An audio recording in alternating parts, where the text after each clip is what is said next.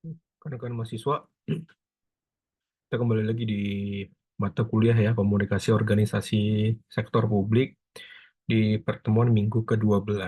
Di pertemuan minggu ke-12 ini kita akan membahas terkait kepemimpinan dan kita akan membahas juga terkait gaya komunikasi dari pimpinan tersebut.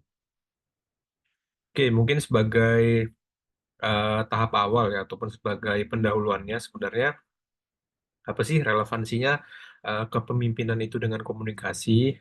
Pastinya kalian sebagai seorang mahasiswa administrasi publik itu penting ya untuk memahami dinamika kepemimpinan dan juga komunikasi khususnya di konteks di sektor publik, di organisasi sektor publik.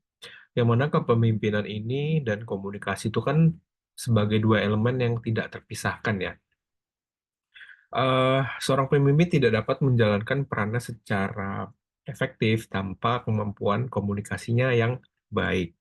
Begitu pula dengan komunikasi, komunikasi yang efektif dalam organisasi itu hanya dapat terwujud jika di apa ya, dipandu oleh kepemimpinan yang baik pula, dipandu oleh kepemimpinan yang visioner ataupun kepemimpinan yang responsif juga. Jadi antara pemimpin dan antara komunikasi itu memang dua elemen yang saling berkait dan juga tidak dapat dipisahkan.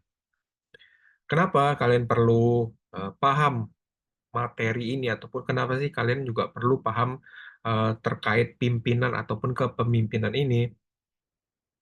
Tentunya kalian insya Allah ke depannya sebagai sosok calon pemimpin ya, baik itu di analis kebijakan ataupun sebagai seorang ASN ataupun yang sudah menjadi ASN nih, misalkan yang sudah bekerja.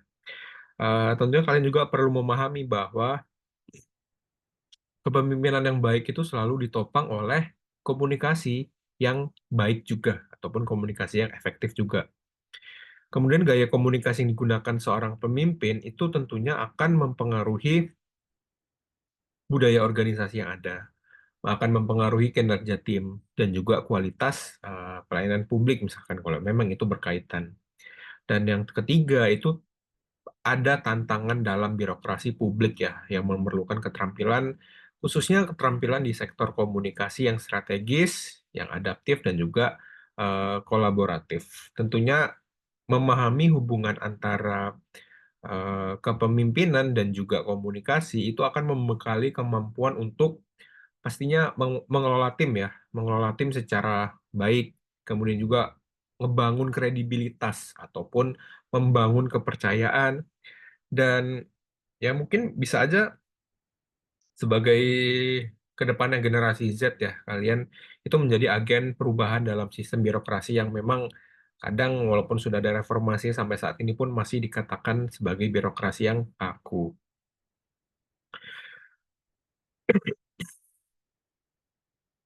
Oke, kita membicarakan terkait kepemimpinan nih dari tadi ada pemimpin, ada kepemimpinan. Sebenarnya apa sih antara beda antara keduanya itu? eh dari sosok pemimpin ya, atau tuh pemimpin itu kan sebagai figur figur sentral dan juga mempersatukan kelompok. Sebenarnya perbedaan mendasar antara pemimpin dan kepemimpinan itu sebenarnya bisa kita lihat terletak kepada aspek subjek ya, antara aktor dengan prosesnya, dengan kompetensi. Ketika kita bicara terkait pemimpin ataupun di sini leader ya, pemimpin itu kan orangnya ataupun subjek ataupun figurnya yang mana dia itu bertindak nih sebagai figur sentral untuk yang memiliki peran-peran yang krusial lah di dalam organisasi untuk mempersatukan ataupun untuk mengarahkan ataupun mengikat seluruh anggota kelompok itu agar bisa berjalan beriringan ya untuk satu tujuan yang sama di organisasi tersebut.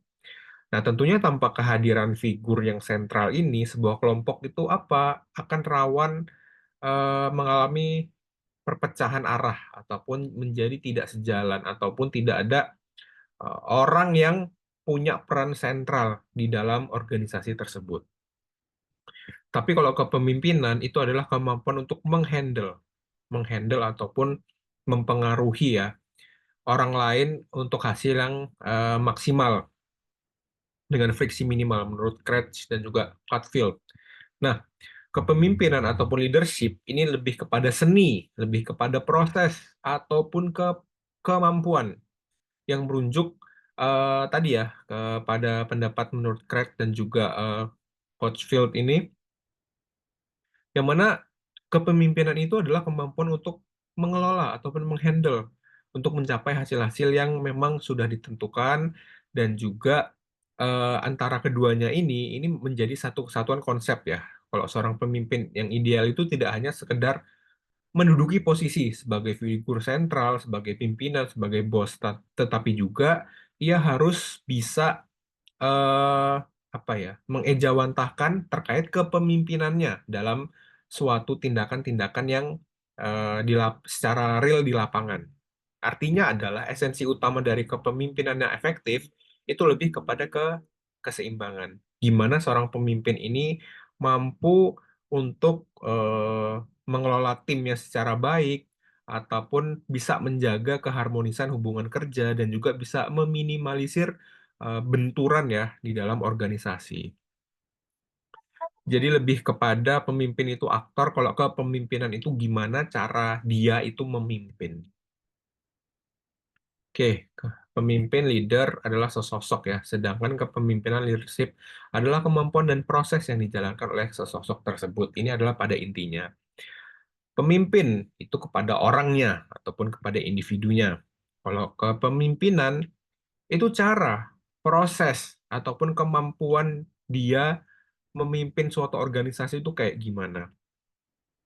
Kemudian dari pemimpin, itu fokusnya kepada posisi ya, sebagai seorang bos, sebagai seorang CEO, sebagai seorang ketua, sebagai seorang presiden, misalkan itu kan bentuk dari posisi.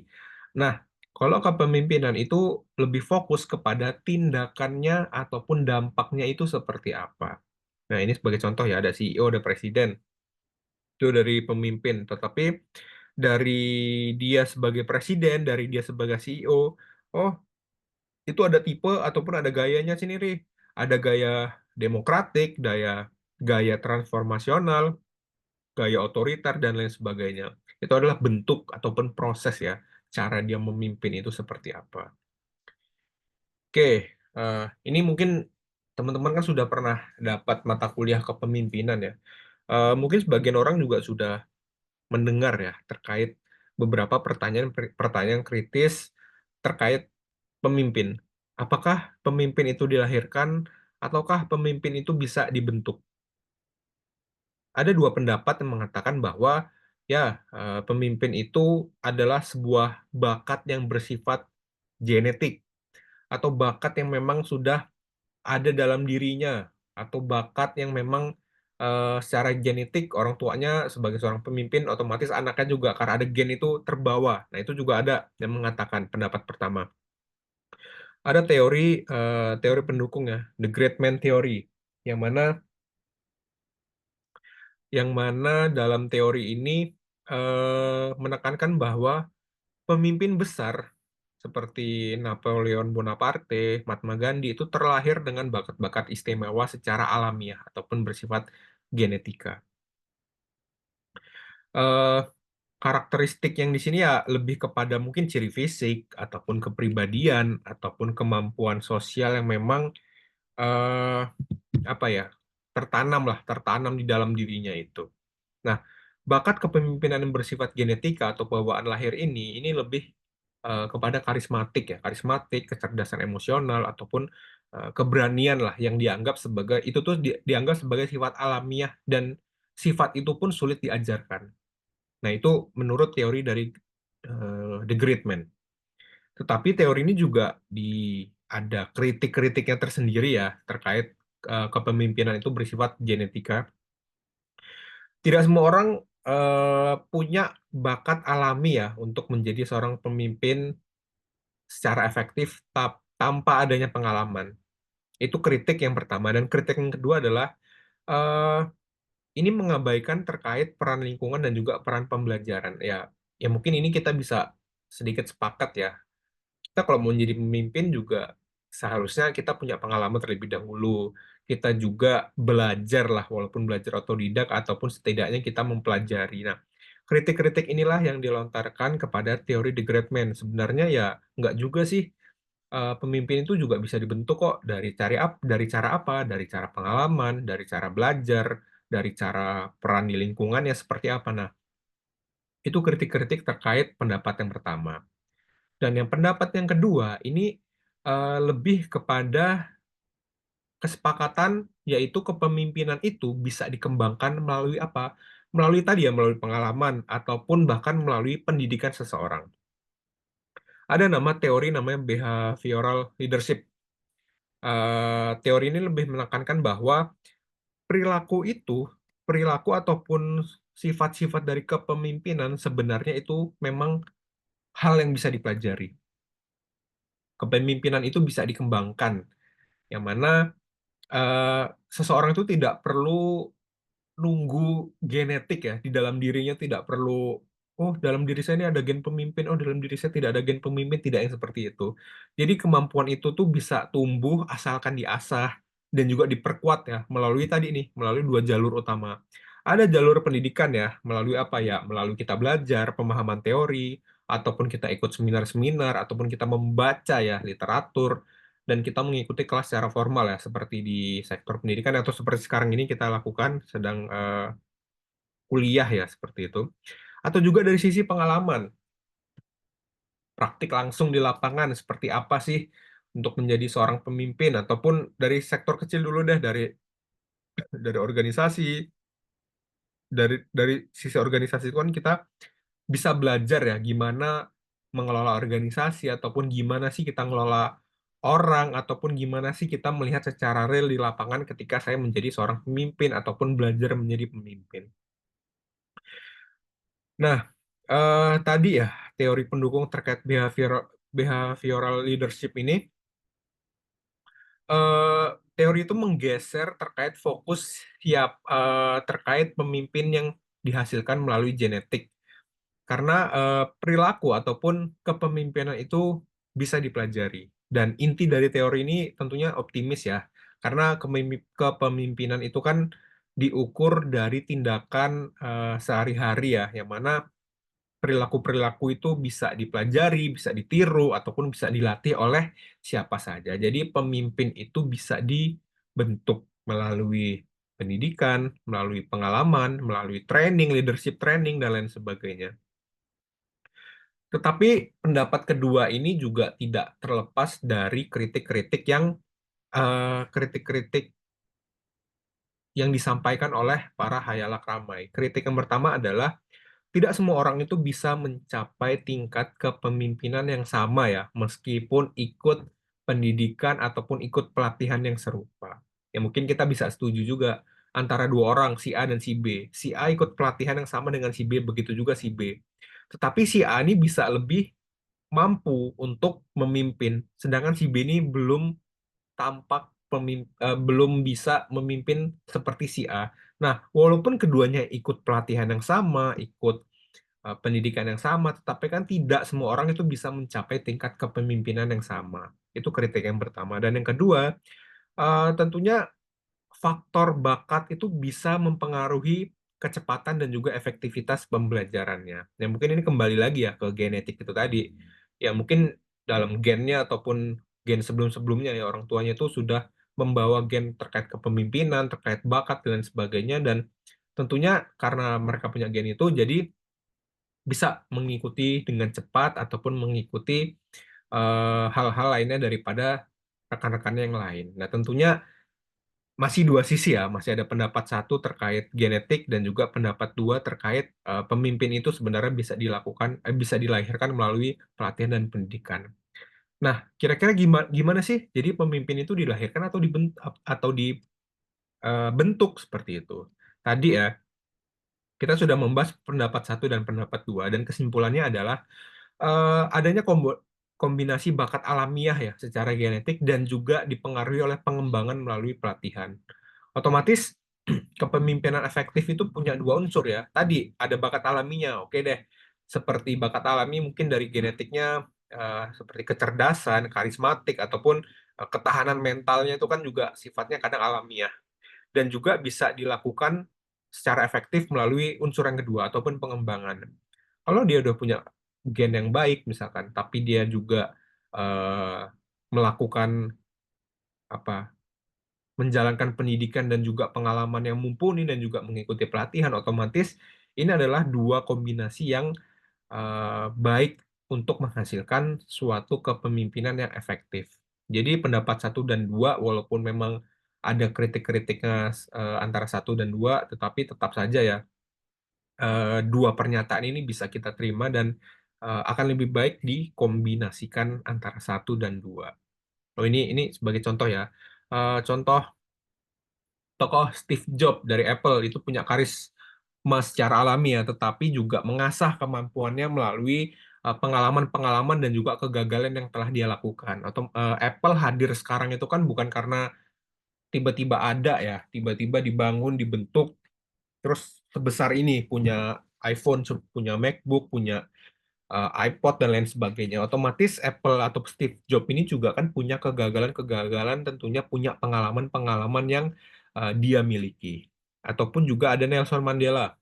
Bakat diplomasi alaminya dipoles oleh pengalaman panjang di penjara. Oh ya, Nelson Mandela pernah di penjara ya. Dan juga perjuangan-perjuangan politiknya. Apakah keberhasilan kepemimpinan bisa dialihkan antar organisasi? Nah, eh ini juga bisa menjadi dua jawaban ya. Bisa iya jika konteks organisasinya itu serupa. Ya mungkin kita bisa melihat kayak CEO yang sukses ya di sebuah perusahaan retail misalkan. Itu bisa sukses di tempat lain tapi dengan apa? Dengan perusahaan yang sama ataupun perusahaan retail yang lain. Kenapa? Karena ya CEO retail ini pastinya memahami dong dinamika-dinamika industrinya seperti apa. Tetapi bisa juga dikatakan tidak ketika tidak ada jaminan karena faktor lingkungan yang berbeda. Tadi ya, mungkin pemimpin yang sukses di BUMN, misalkan ya nih, pemimpin yang sukses di BUMN itu akan kesulitan di perusahaan swasta yang lain. Karena kan kalau swasta itu lebih kepada targeted profit ya. Kalau di swasta, profit akan lebih ketat. Tetapi kalau di BUMN mungkin karena itu disokong oleh negeri ataupun oleh negara, jadi tidak begitu ketat persaingan terkait profit-profit yang ada di sektor swasta. Ya, tentunya terkait keberhasilan itu ya bisa dialihkan antar organisasi ya. Tadi ada faktornya juga ya. Konteksnya organisasi harus serupa dan juga terkait faktor-faktor lingkungan yang ada. Oke, kita membahas terkait tipe kepemimpinan. Tipe kepemimpinan ini kalau nggak salah ada lima atau lebih, tapi yang saya tampilkan lima ya. Tipe yang pertama di sini ada kepemimpinan otokratik.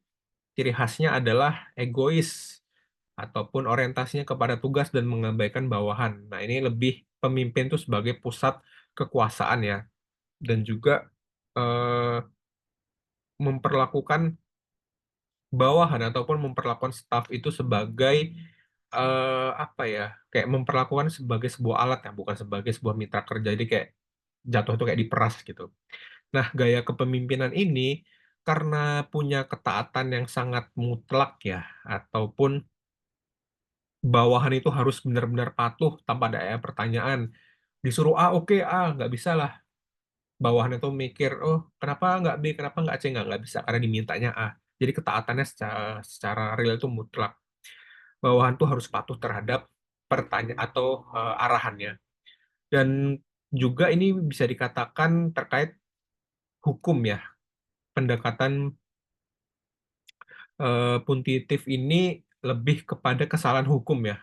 Kesalahan hukum itu bukan hanya dikoreksi secara konstruktif, tetapi ada peradilan-peradilannya sendiri. Nah, untuk gaya kepemimpinan ini memang lebih cocok diterapkan di sektor militer, yang mana memang eh, contoh-contohnya untuk militer ini kan juga sangat ketat ya terkait otokratiknya ini, terkait orientasi tugas, bawahannya harus patuh, dan tadi terkait kesalahan hukum kan mereka juga punya prosesnya sendiri ya, ada di peradilan militer seperti itu. Nah, itu adalah tipe pemimpinan yang pertama. Tipe pemimpinan kedua ini adanya paternalistik. Ini lebih kepada ini orang ya, lebih kepada orangnya ya, ya ini lebih kepada bapak ataupun tokoh ataupun panutan, yang mana ini biasanya kita lihat secara tradisional ya, secara umum di masyarakat, dengan organisasi yang punya hierarki kulturalnya yang sangat kuat. Ini lebih menekankan terkait hubungan kekeluargaan ataupun mengutamakan harmoni di dalam lingkungan. Cirinya ini ya tadi ya, kebapaan dan juga tradisional ya, misalkan tokoh adat ataupun ulama. Dan untuk kelebihan, ini kelebihannya karena ini lebih kepada tokoh ya, ini tentunya loyalitasnya sangat tinggi. Tipe kepemimpinan paternalistik ini punya apa ya? Tentunya sebenarnya punya dampak positif ya kalau kita bilang terkait kelebihannya, karena eh, pendekatan ke tokohan ini ataupun ke tokoh adat ataupun kebapaan ini ya, itu dampaknya itu positif berupa lingkungan kerja yang sangat stabil dan tingkat loyalitas bawahannya itu tinggi karena mereka tuh cenderung merasa aman dan karena mereka itu diperlihatkan secara personalnya oleh tokoh-tokoh adat tersebut. Tetapi memang di sisi lain model ini tuh punya kelemahan sangat kritis ya, pada minimnya ruang inovasi.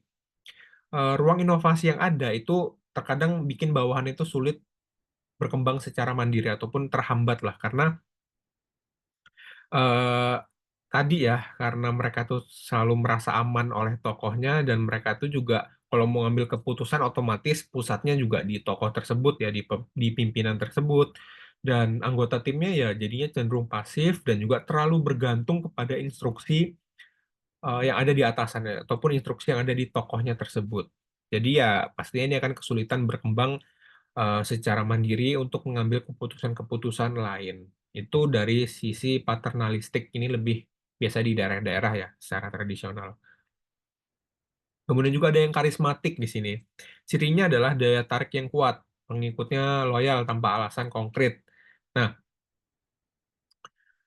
daya tarik kuat ya, ini pemimpin ini memiliki sebuah kayak kayak magnet ya, magnet secara pribadi yang memang sulit dijelaskan kenapa eh, bawahannya ataupun orang-orangnya tuh benar-benar eh, punya pengikut loyal tanpa alasan yang jelas gitu. Jadi karena anggota anggota tim itu lebih mengikutinya karena adanya keyakinan, adanya emosi yang sama, di bukan kita kita tidak melihatnya secara logika seperti itu. Dalam gaya kepemimpinan ini lebih mengandalkan visi dan juga energi pribadi ya untuk memotivasi, biasanya lebih inspiratif ya. Mungkin kalau yang karismatik itu kita bisa melihat contoh seperti pimpinan revolusioner ya, seperti Soekarno misalkan.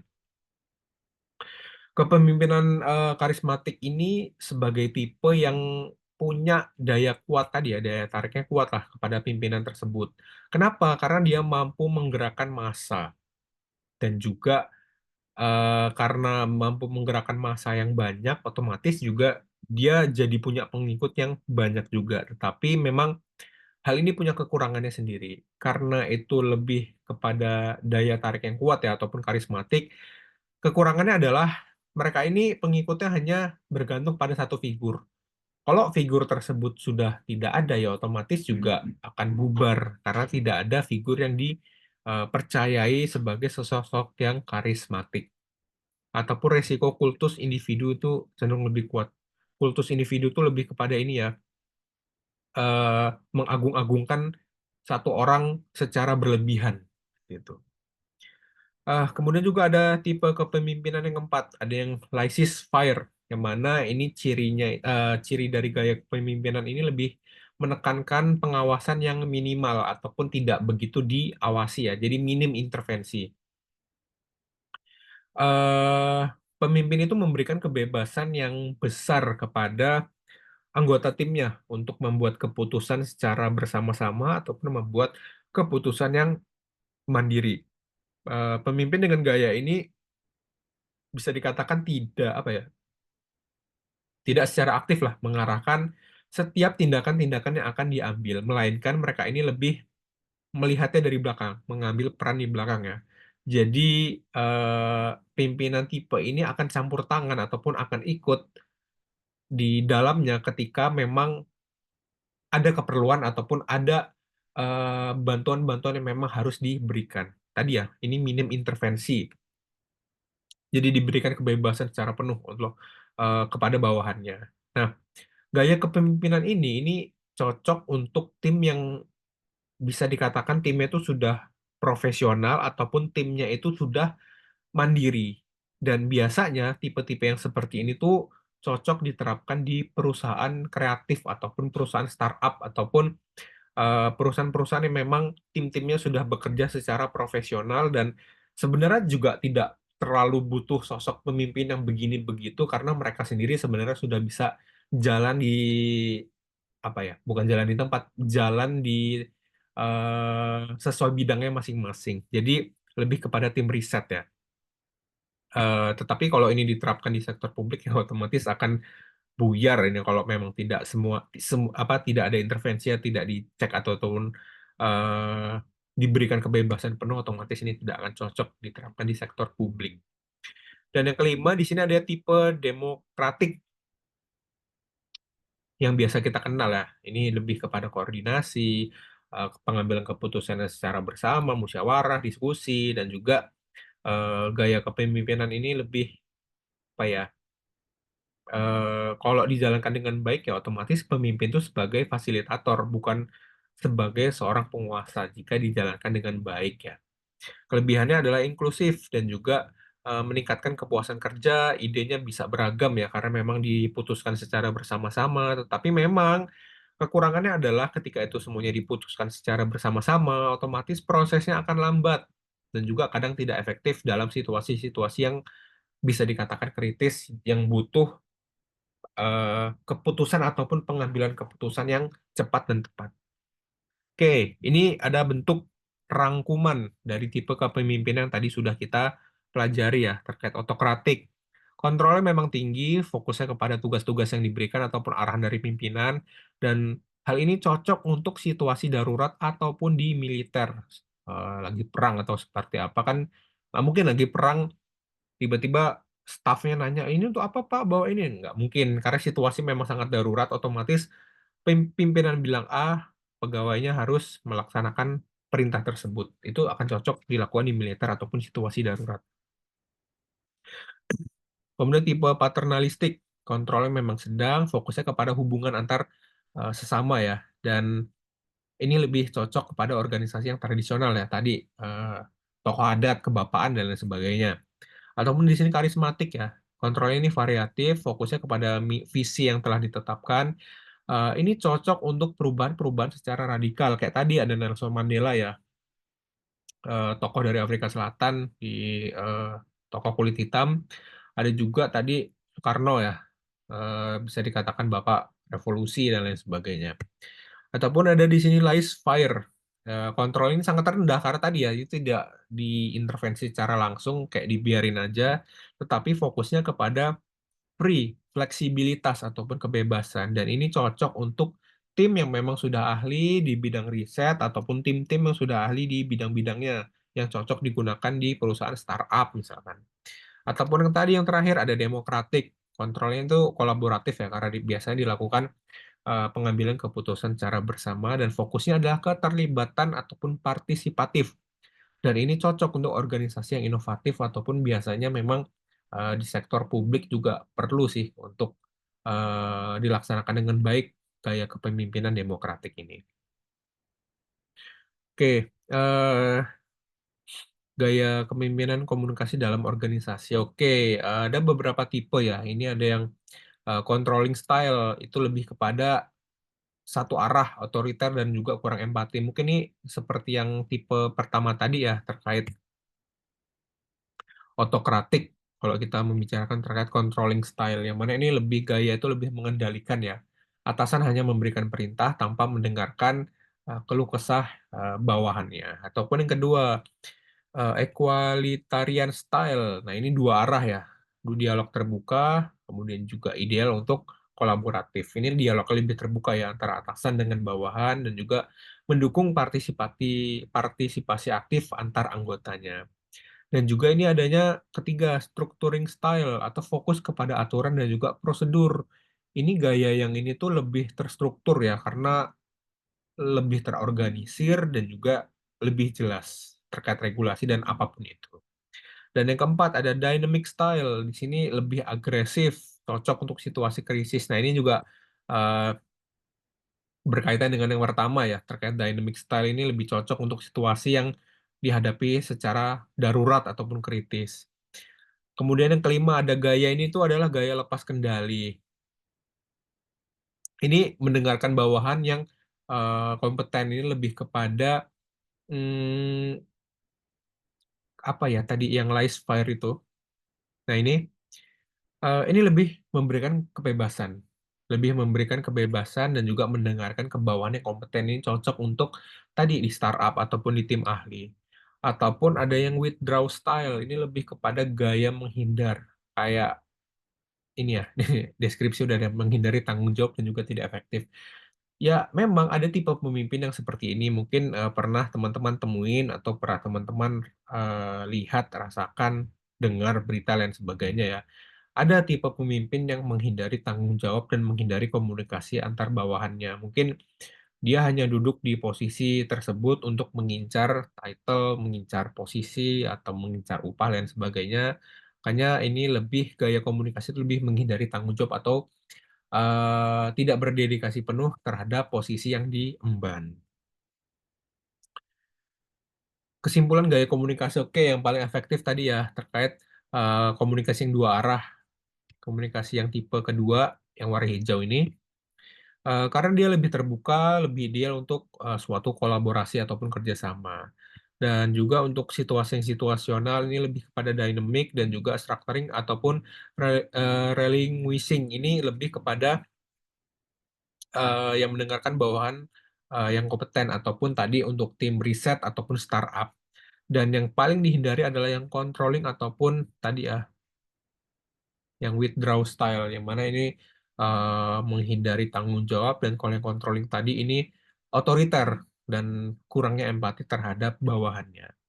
Dan berdasarkan pembahasan tadi ya teman-teman ya, kan kita sudah membahas berbagai tipe kepemimpinan ya, dan juga ada faktornya, kemudian juga ada kayak gaya-gaya kepemimpinan yang sudah kita pelajari ya, otomatis eh, dapat disimpulkan bahwa kepemimpinan efektif itu tidak hanya mengandalkan satu tipe saja, melainkan memerlukan kombinasi yang tepat ya antara gaya kepemimpinan, kemudian juga antara kemampuan organisasi, kemampuan komunikasi, dan juga tadi ada visi yang jelas. Terutama kalau kita membicarakan terkait pemimpin di organisasi sektor publik, itu kan diperlukan sikap yang adaptif terhadap situasi ya, adaptif terhadap situasi dan juga komunikatif dalam menyampaikan arahan dan juga menerima masukan. Nah, ini juga perlu menjadi catatan ya terkait menerima masukan dari bawahan ataupun dari masyarakat. Serta senantiasa ini bisa berorientasi kepada tujuan bersama ya untuk mencegah konflik dan juga menjaga produktivitas di organisasi, khususnya di organisasi sektor publik. Seperti itulah kesimpulan di mata kuliah kita terkait kepemimpinan dan juga pemimpin dan juga kepemimpinan. Oke, terima kasih rekan-rekan sekalian. Kalau ada yang ingin ditanyakan, silakan kita berdiskusi di kolom adlink ya.